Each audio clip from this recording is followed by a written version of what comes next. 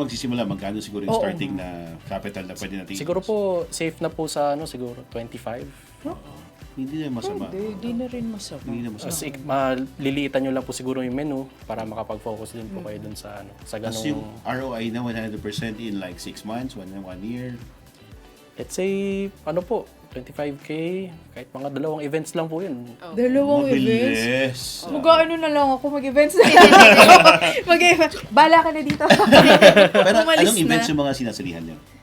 Yung first event po namin is yung 60th birthday po nung co-principal ng mama ko.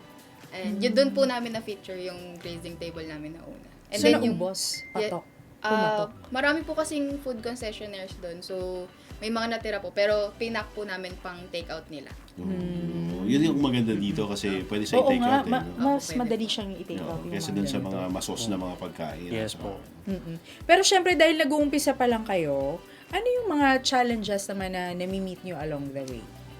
Siguro po nung una, Bukod sa, may LQ kayo. Hindi, wala po. Sila eh. Hindi Hindi po. yung LQ nyo, Wala po. challenges dito.